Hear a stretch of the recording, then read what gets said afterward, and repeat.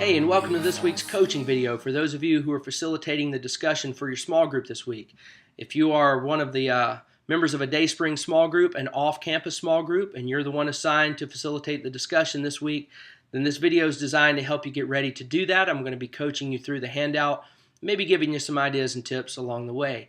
Keep in mind, if you lead a Sunday morning small group, if you're a teacher, there's a different video for you, so be sure to check that one out. We're going to be walking through the handout from the bulletin insert. So grab yours and we're going to look at it together. You'll notice it's dated May 25th through 31st, 2014. This handout, let me go ahead and tell you where we're headed before we look at the particulars of the handout. You're talking this week about love because we're finishing up this series on the love revolution. So this is really kind of tying a knot on it and putting a bow on it. What you're going to be doing in this discussion is talking about how we are to fulfill God's command to live a life of love. That's the way we've talked about it in this series, that living a life of love is the kind of life that God has called us to. And you're going to see in this discussion guide that we've been commanded to love one another. You're going to be talking in this discussion about what it looks like to fulfill that command, because we know that it's critical to do that. It's the only kind of life that matters, so we want to be able to do that. And that's where you're headed in this discussion. Now, let me tell you this ahead of time, that about half of your discussion time this week will probably be, or is intended to be, recapping. We're at the end of a series. We've had 5 weeks of study through 1 Corinthians chapter 13. We've learned some really important stuff along the way. The first part of your group discussion is intended to be recap of those things, people talking. So just know this, that as the group facilitator, you really do have your work cut out for you this week. I hate to tell you that, but you do, because the first half of the group time, you really need to mine out the discussion from your people.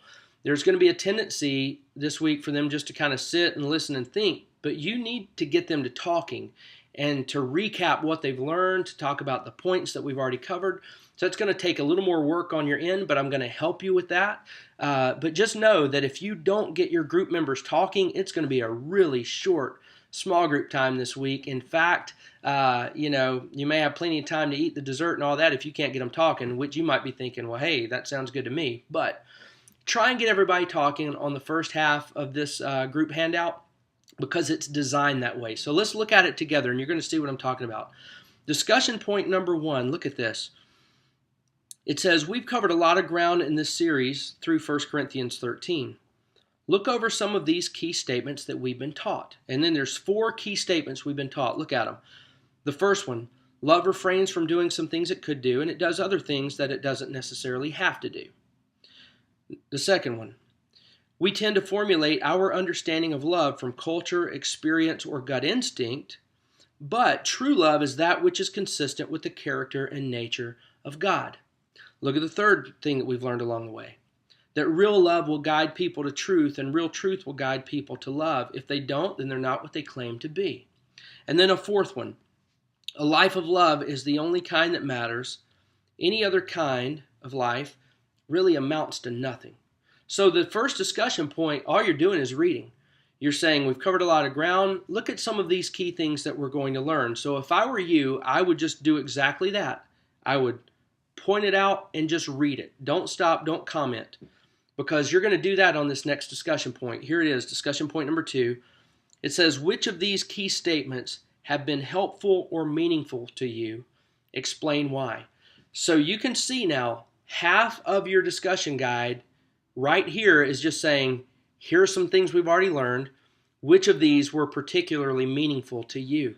So you need to do whatever you can to get your group members to start kind of piling in here on the conversation. One thing you might do that might kind of prime the pump, so to speak, is to maybe shoot out a text message or an email, or however you communicate, your group communicates with each other, and tell them, say, hey, look at the first discussion point on the sermon insert from today, or whenever it is that you meet.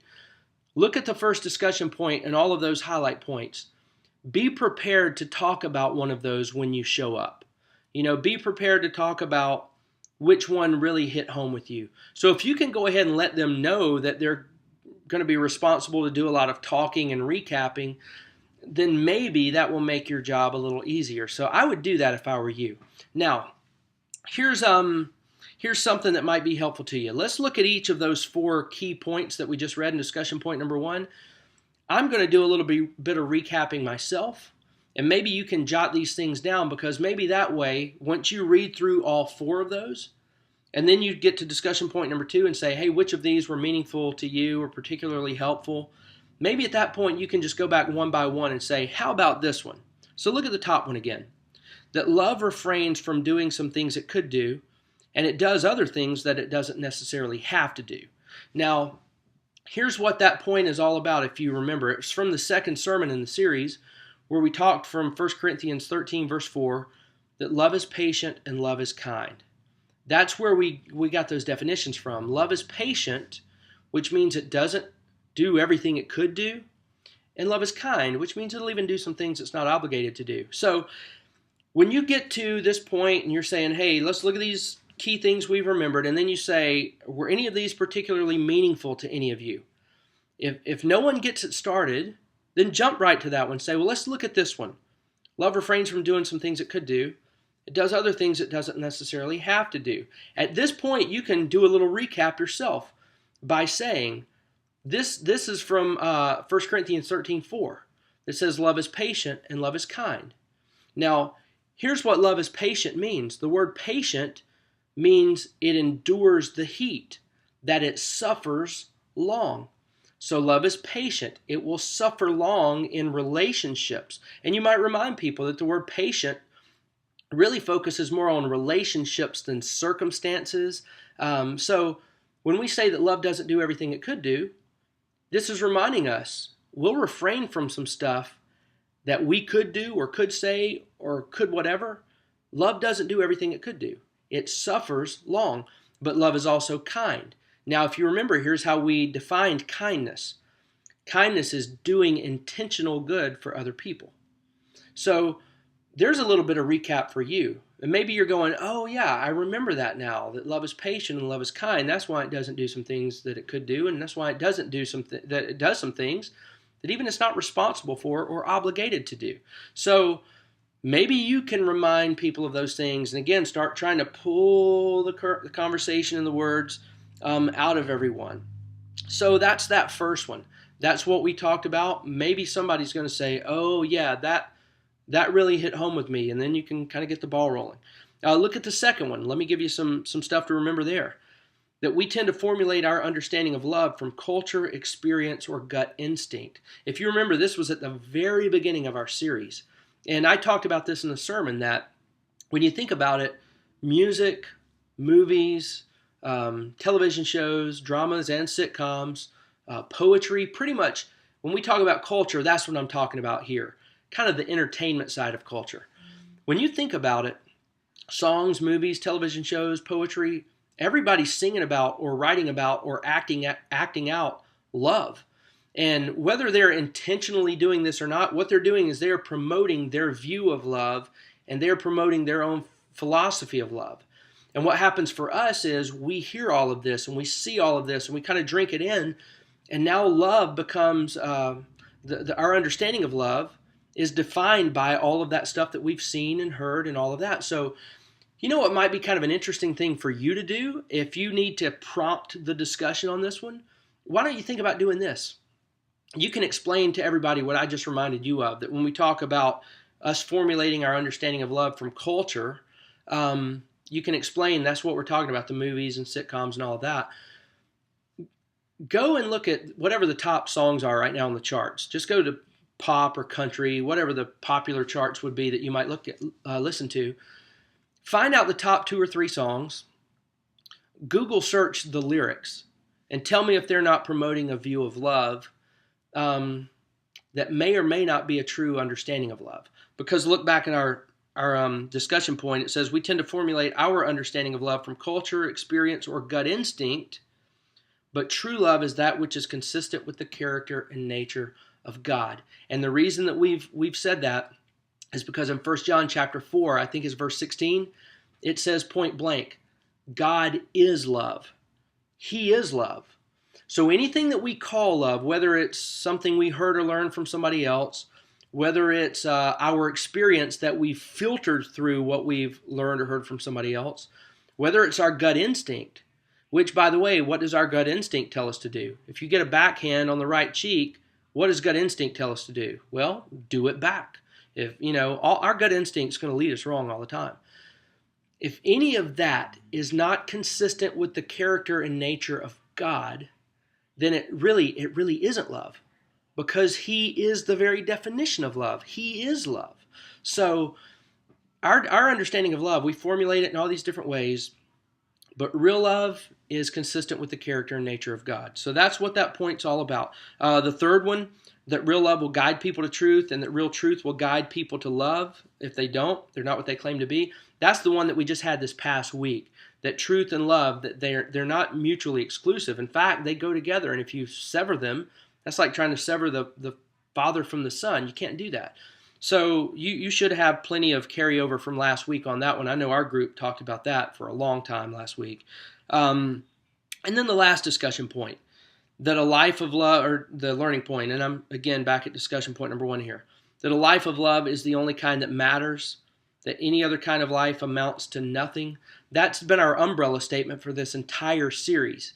And if you want to bring out some verses that reiterate that or really help to make sense of that, remember 1 Corinthians chapter 13, 1 through 3. That's where the whole idea came from. 1 Corinthians 13, 1 through 3. If I can do this or that, or if I say I believe this or whatever, but I don't have love, then I have nothing to say. I've accomplished nothing. What I say, it means nothing. I become nothing. Nothing, nothing, nothing. It amounts to nothing. You might even scan back to an early memory verse that we had.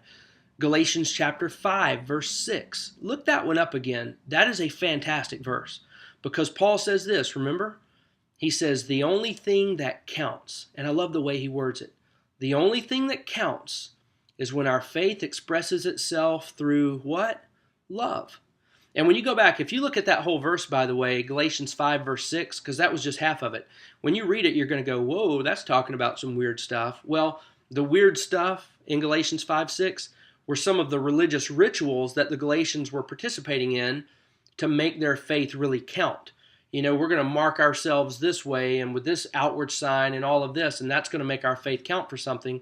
And Paul said the only thing that counts is when your faith shows up looking like love. That's the only thing that counts. So again, this is really big stuff. One passage you might look at just for your personal study, or it may be helpful again as you're trying to draw the conversation out of people here. Scan back and look at 1 Corinthians chapter 3. Look at verses 10 through 15. That's 1 Corinthians 3, verses 10 through 15. And notice how Paul, when he talks about how we do a lot of stuff in this life that really doesn't amount to anything, it's not love, is what he's talking about, the things that are not love. He describes it like this. He said it's going to be going to heaven, like going to heaven, yet you escaped out of a house fire and you didn't bring anything with you. You literally, you have nothing to show for, the life that you've lived. And that's a pretty good description of what we're talking about when we say that a life of love is the only kind that matters, that everything else amounts to nothing. So at this point, all you've tried to do is say, we've learned some really important things. And hopefully we're remembering these things. Hopefully some of this connected with you and made a difference. It stuck with you or was profound to you.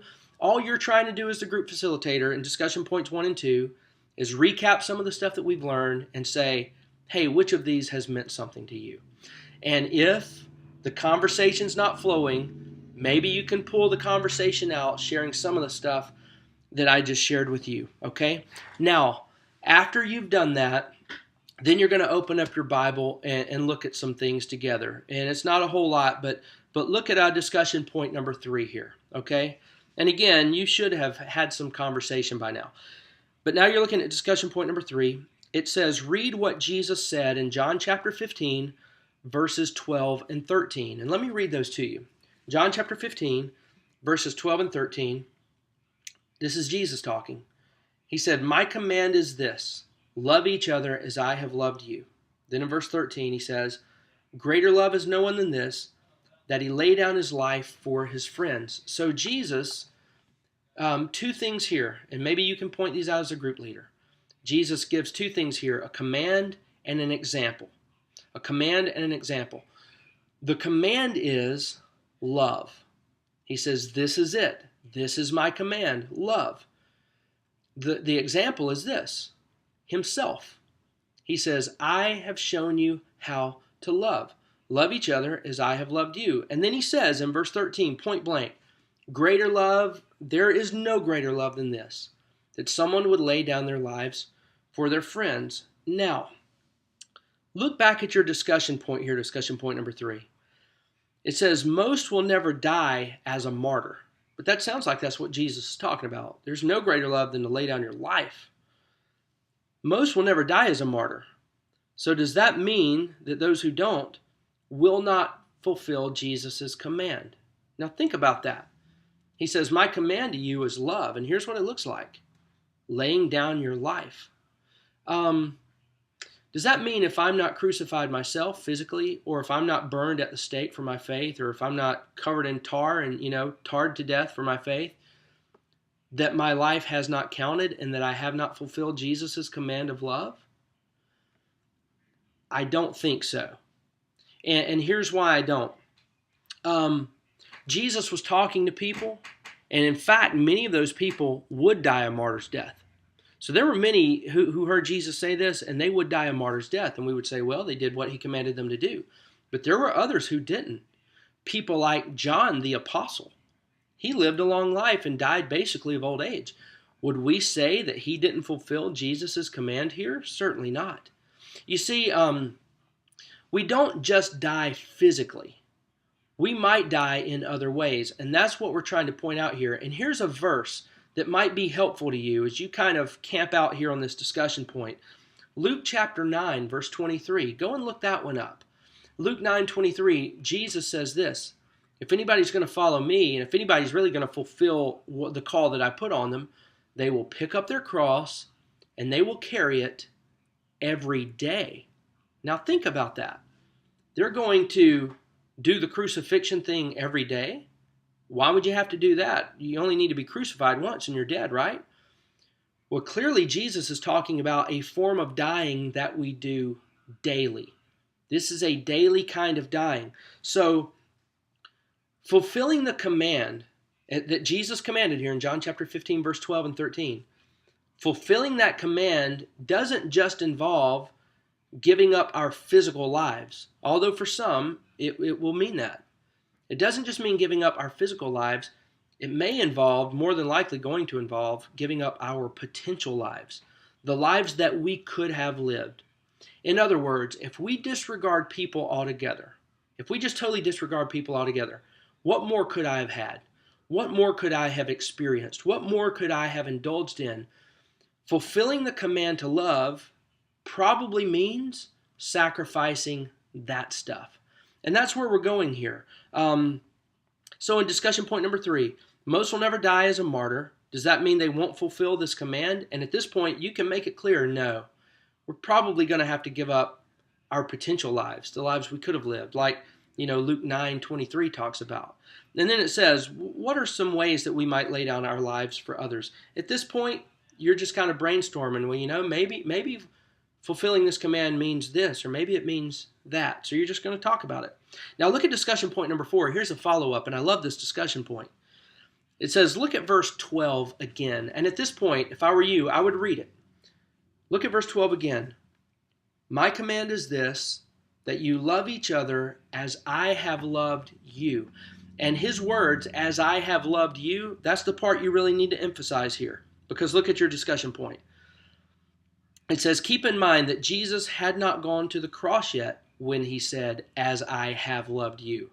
Now that's interesting because you and I, we're reading kind of in retrospect here. So when we hear Jesus say, love each other as I have loved you, well, the first thing that comes to mind for us is what? What? The cross. Yeah, love each other as I have loved you. Well, at this point, when Jesus is saying it, he hasn't done that yet. There has been no crucifixion yet. So look at your discussion point. It says, keep in mind that Jesus had not gone to the cross yet when he said, as I have loved you. So what things do you suppose the disciples thought he was referencing?